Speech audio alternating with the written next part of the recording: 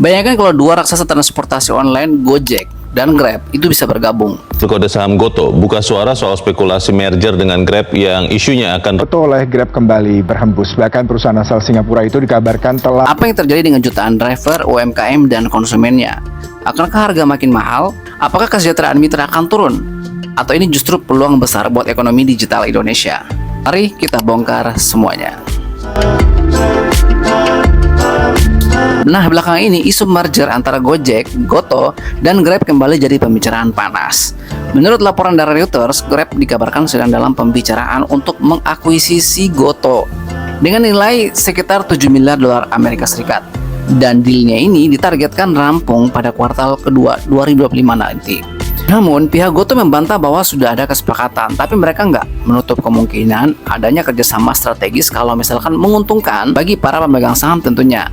Dan ini tuh bukan cuma masalah bisnis semata, tapi juga menyangkut nasib jutaan mitra, masa depan ekonomi digital, dan kedaulatan teknologi kita sendiri tentunya.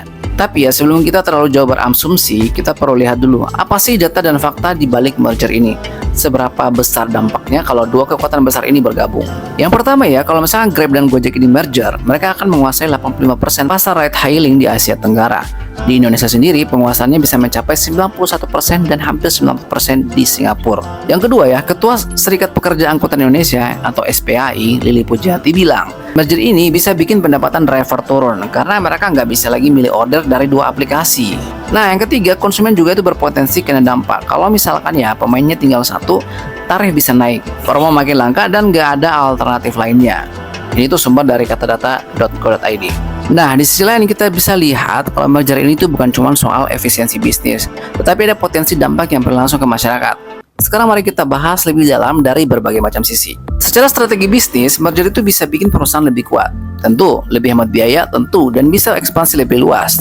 Tapi di sisi lain, ini juga bisa menciptakan monopoli yang ujung-ujungnya merugikan banyak pihak tentunya.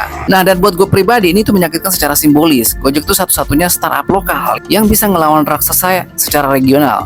Dulu kita bangga bilang, ini loh startup unicorn asal Indonesia. Kalau Gojek juga lepas, siapa lagi yang bisa jadi simbolis ekonomi digital kita?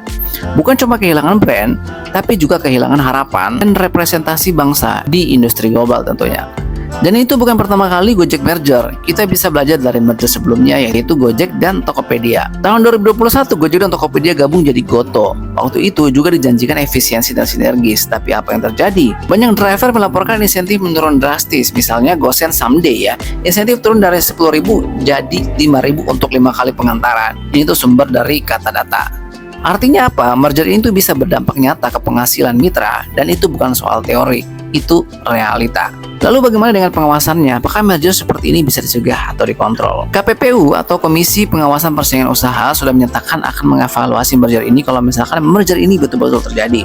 Mereka itu bakal lihat apakah ini akan melanggar undang-undang atau bikin pasar jadi nggak sehat. Pemerintah juga harusnya hadir, kasih regulasi tarif, lindungi mitra driver, dan dukung lahirnya pemain baru agar kompetisi tetap sehat tentunya. Sekarang pertanyaannya, setelah semua ini, kemana arah ekonomi digital kita? Indonesia diprediksi akan punya ekonomi digital senilai 130 miliar dolar pada tahun 2025 ini. Tapi kalau semuanya dikuasai perusahaan luar, kita cuma jadi konsumen di negeri sendiri tentunya.